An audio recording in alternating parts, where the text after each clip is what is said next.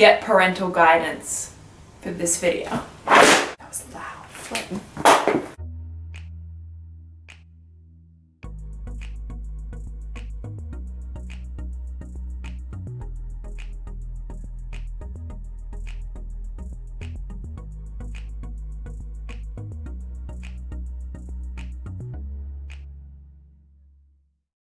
So if you haven't already, go ahead and read Proverbs 5. So go get a parent, because we're going to be covering some stuff. Unless you're like 55, I'd still recommend grabbing your parent.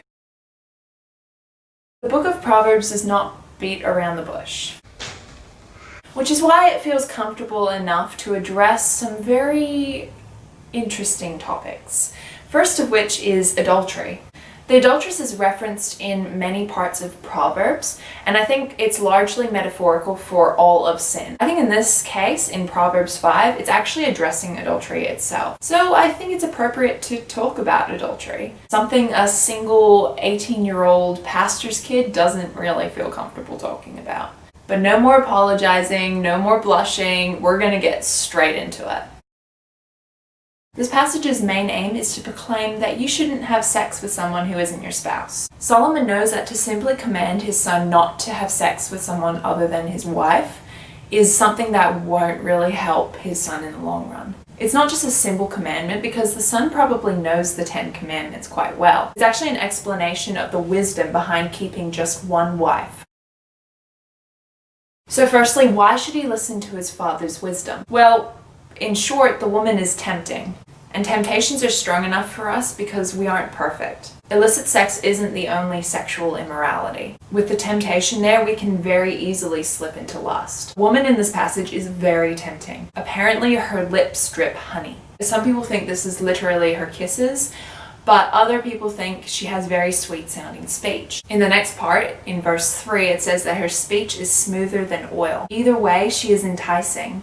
And how easily do we fall into temptation? But the passage points out another side to this two-edged sword, which says in verse 4. She is actually no good to be with. She is said to be as bitter as wormwood, and this is in verse 4. Her paths are crooked, and she actually knows such, because she doesn't listen to discipline, which is in verse 6. Her immorality is actually said to hasten her death. And in saying that, we know there are physical diseases that can come from illicit sex or multiple illicit sexual encounters, such as STIs and other things. That alone proves that sex with more than one partner isn't good for us physically. So instead, the son should listen to his father. And we know that we should just listen to Solomon rather than following his example, because in his lifetime he had 700 wives and 300 concubines. Perhaps his life was proof that his son should only have one wife.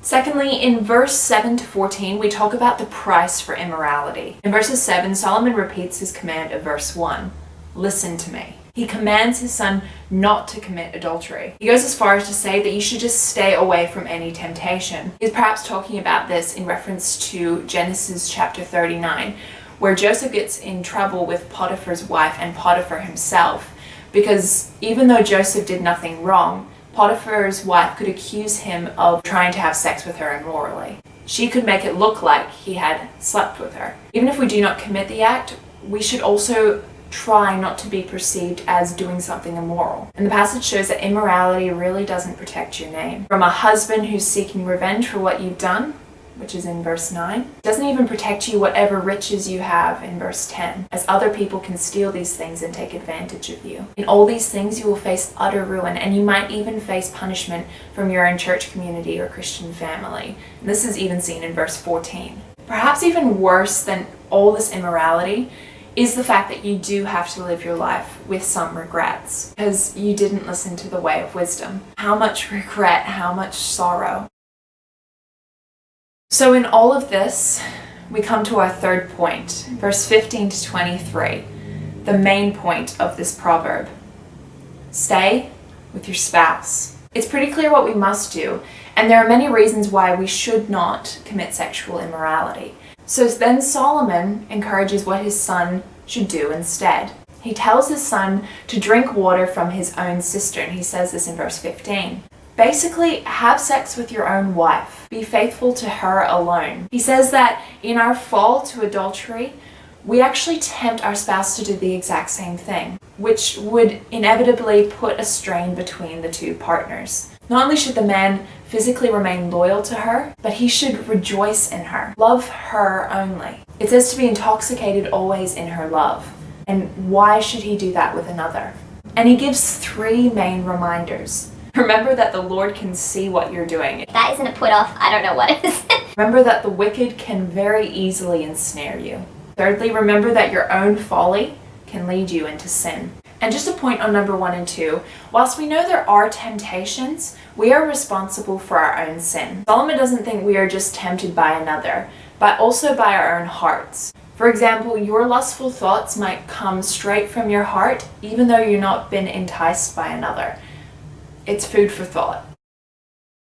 This passage addresses sexual sin quite blatantly. But I'm glad if I have made you uncomfortable. I'm glad I've made myself uncomfortable and convicted as well. In a conversation with my dad, we both agreed that sexual sin is different. Perhaps because it actually unites you to another person rather than disunifies you, although it certainly has this effect on the people surrounding you, including your own spouse. Whatever it is about sexual sin that's different, all sin is bad in the eyes of a holy God. Jesus himself says so. So when a Savior comes in the world to get rid of all the rotten sin, you can be sure that your sexual sin is covered as well. So if you have fallen into such sin, turn to a loving God. And everyone who has committed sexual sin physically or just in lustful thoughts, this is a kind of message that you hear all the time from your maybe Christian family, from your church family, but they are incredibly wise and very true. Do not fall into the trap, whether single or in a relationship, male or female, old and young. Sexual sin is not pleasant, even though it may be tempting. Thanks for joining me today for day 5 of Proverbs. I know today was quite I don't know, what would you call it? Confronting topic. We are not perfect. We are going to stumble, all of us, into sexual sin at some point in our lives. But we can turn to a loving, holy God. And this is the greatest comfort for me. So I pray that it will be for you too.